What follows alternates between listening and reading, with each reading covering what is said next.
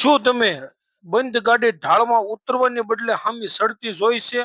પાણી નાખો તો ઢાળમાં ઉતરવું જોઈએ, એની બદલે ઢાળમાં હામું પાણી સડે છે. આવી રહસ્યમય જગ્યા તમે જોઈ છે?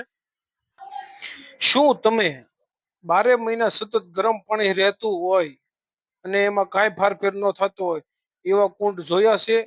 જે પાણીમાં નાવાથી તમારે સાંભળીને પણ રોગ વયા જાય છે, એવું રહસ્યમય જગ્યા શું તમે જોઈ છે? આખા ગીરમાં મધ્ય જંગલની વચ્ચે એક રહસ્યમય જગ્યા અને મંદિર આવેલું છે, જેમાં સિંહ, દીપડાનો અને અન્ય વન્ય પ્રાણીઓનો વસવાટ છે. શું તમે આવી જગ્યાઓ જોઈ છે?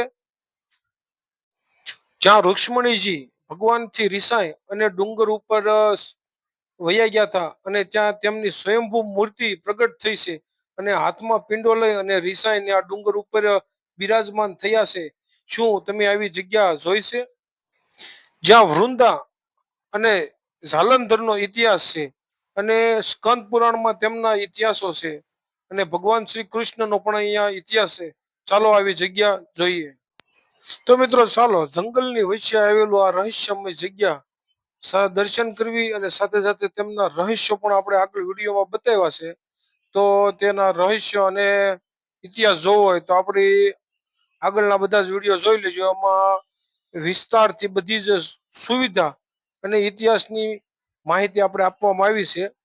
તો મિત્રો આ આપણે ગીરનું ફોરેસ્ટ જંગલ આવી ગયું છે અને આ જંગલની અંદર સિંહ, દીપડા અને ઘણા જ વન્ય પ્રાણીઓ રોડ અને રસ્તા ઉપર તમને જોવા મળતા હોય છે.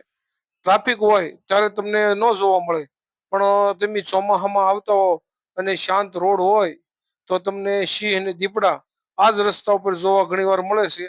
અને હરણ, મોર અને વાંદરા જેવા પક્ષી અને પ્રાણીઓ તો બે સાઈડ તમે જાઓ એટલે હોય જ છે, તમને જોવા મળશે જ તે. તો મિત્રો ખૂબ જ રોમાંચથી ભરેલી અને સરસ મજાની જગ્યા આવી છે. ધારીથી નજીકમાં જ આવેલું એટલે કે તુલસી શ્યામ ભગવાનનું મંદિર આવેલું છે. ત્યાં ઘણી જ દંતકથાઓ અને સાથે રહસ્યમય ઇતિહાસો પણ જોડાયેલા છે. તો મિત્રો ચાલો ભગવાનના દર્શન કરીએ. તો મિત્રો જેવા ધારીથી આપણે આવી છીએ અને ધારીથી તુલસી શ્યામ, જે તુલસી શ્યામની પહેલા 500 મીટર અગાઉ જે આંકવામાં આવે છે તેને મેગ્નેટ હિલ કહેવામાં આવે છે. કે આપણે એનો સેપરેટ વિડીયો બનાવેલો છે, એની પૂરી માહિતી એમાં આપેલી છે. જેમાં વગર સાવીએ ગાડી ઢાળમાં ઉતરવાને બદલે હામી સડે છે. આ મેગ્નેટ હિલ પોઈન્ટ છે. તો મિત્રો અવશ્ય જોઈજો અને અખતરો કરજો.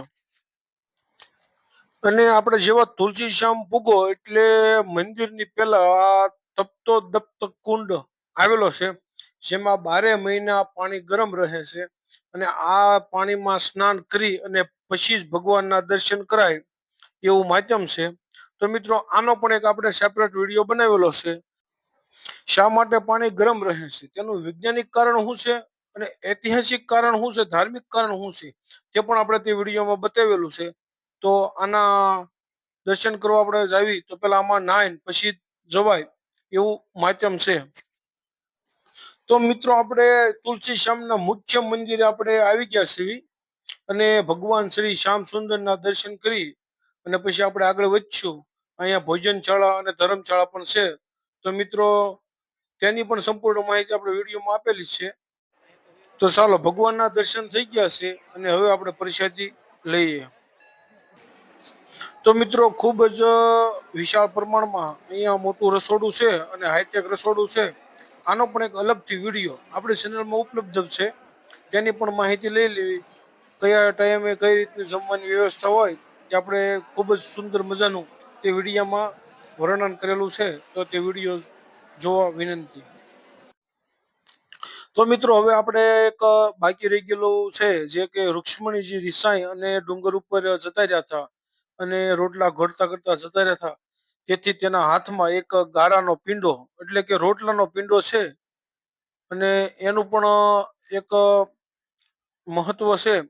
તો આગળ આપણે એનો વિડીયો બનાવશું અને એની કથા જે પુરાણમાં છે એ પ્રમાણે એમાં વર્ણવશું. તો મિત્રો આ ડુંગર ઉપર રુક્ષ્મણીજી ભગવાનથી રિસાય અને ડુંગર ચડી ગયા હતા. ચાલો ત્યાં જઈ અને માતાજીના દર્શન કરીએ. તો મિત્રો ખૂબ જ સુંદર મજાની આ જગ્યા હતી અને ખૂબ જ સરસ મજાના અહીંયા ઘણા તે ધાર્મિક જગ્યા છે અને ફરવાલાયક સ્પોટ પણ છે અને અહીંયા વન્ય પ્રાણીઓનો વસવાટ છે. તો આ ખૂબ સરસ મજાની જગ્યા એટલે કે આપણું ગાંડીગીર. તો મિત્રો અહીંયા જવું હોય તો આપણા આમાં માહિતી સાથેના વિડીયો આપણી યુટ્યુબ ચેનલ ઉપર છે. તો જઈ અને સંપૂર્ણ માહિતી મેળવી લેવી. હર હર મહાદેવ, જય શ્રી શ્યામ. અને હા મિત્રો, આપણે યુટ્યુબ ચેનલમાં પહેલી વાર હોવ તો ચેનલને સબસ્ક્રાઇબ કરો, લાઈક કરો, વિડીયો સારા લાગે તો શેર કરો.